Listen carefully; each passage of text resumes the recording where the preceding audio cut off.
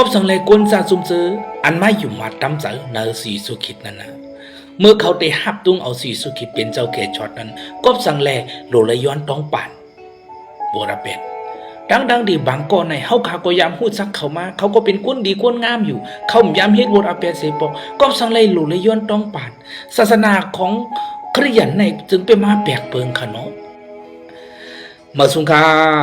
พ่อแม่พี่น้องหนุ่มหายใจยิงโอ้ยก็ตีนับยำเขาขาดังเสียงต่างเคสุภาเป็นสาวผู้ใหญ่แม่เลยสูงสุดปุ่นดาววันเมื่อไหร่เขาขาเลยพบกันแทงวันหนึ่ง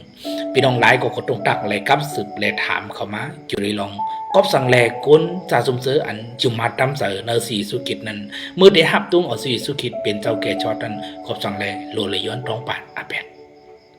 โอเควันดังสุดในย้อนให้พี่น้องเขาแต้มคอมเมนต์ความถามเดี๋ยวก็เด็กถูกเจอเด็กแชร์เด็กจับจอมเฟดหักใจของเขาไว้ปุนดาได้เป็นเอ็นแห้งเขาขาเฮ็ดวิดีโอสืบกว่าแทงตั้งนาเกวมกาปุนดาพี่น้องเขาได้หันวิดีโออันเมื่ออันเตมาแทงตั้งนานนั้นเขา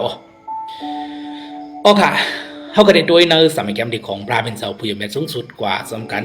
1โยหันข้ออย่าง1ข้อเลข8ดังเก่าพอเขาว่าเขามีอเป็ดว่าในจึงเป็นตั้งอันเขาเป็ดแหลนตัวเจ้าเขาแลเซตศาสตราก็มีกันในเขาออกกวยกา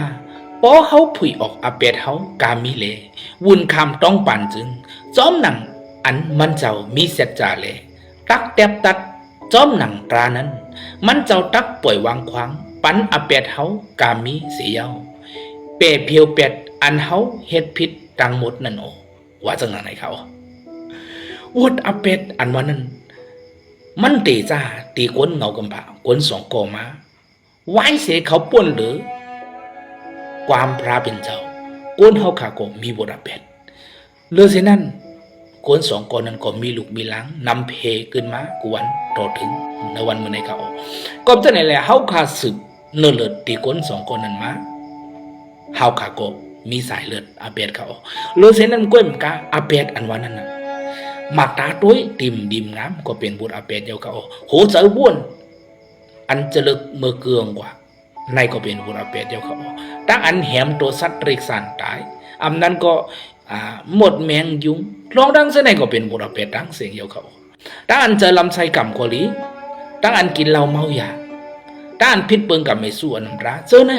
เป็นบุตรอาเป็ดหลายเขาก็จะได้แหละเพราะว่าเขาขาดว่าเขามีบุตรอาเป็ด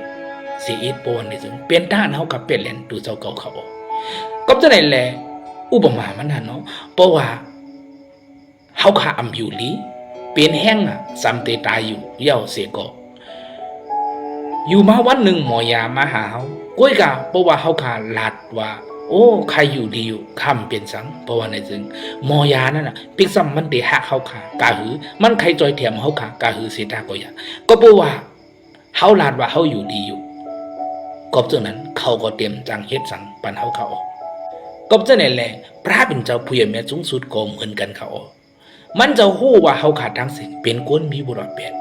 กุ้ยกะเพราะว่าเขาขาลาดว่าข้าเป็นคนหมดจังข้ามยามเฮ็ดบุรุษเป็ดเสียปอกพอเขาขาลาดจังไหนเพราะว่าในจึงเป็นสว่ามันเจ้าได้ห้าเขาขากะหือมันเจ้า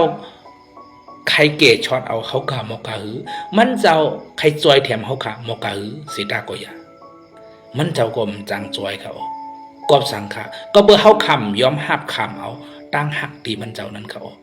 กุ้ยกะก้นก็เหล่าเสียมว่าเพราะว่าบุญคำต้องปั่นเยอะก็ยอมหับว่าข้าเป็นก้นมีบุรเป็ดข้าจอยหรือตัวเจ้าเก่าไรข้าลู่เจ้าเขาค่ะมาจอยเถียมค่ะประวันในจึงผู้เหล่าเสียมว่าก้นก็เหล่าเสียมว่าก้นคือเหล่าเสียมว่าอยู่เนื้อศาสนาอันเหล่าเสียมว่ามันจะพ่อมบุญดัดเด็กเข้ามาในประวัติศาสตร์ปั่นเขาค่ะมันจะพ่อมบุญดัดเด็กจอยแถมเฮลขับป่วนเสตอาณาพีให้ตั้งหลายกวยมึงกะมันจะพร้อมปุณดาเดปันอัศกเถาราตีเฮาค่ะกูก็กูกวนเขายินชมปุณดาในวันเมื่อไหร่ย้อนพระเป็นเจ้าผู้ใหญ่แม่สูงสุดปันตั้งดีมังลาในนาเฮินตายเยในนาดีการงานในอัศกต้านของพี่น้องเขากูก็กูกวนอีกปะตั้งนาเฮินตายเยของคาสิกัมมาสุงคา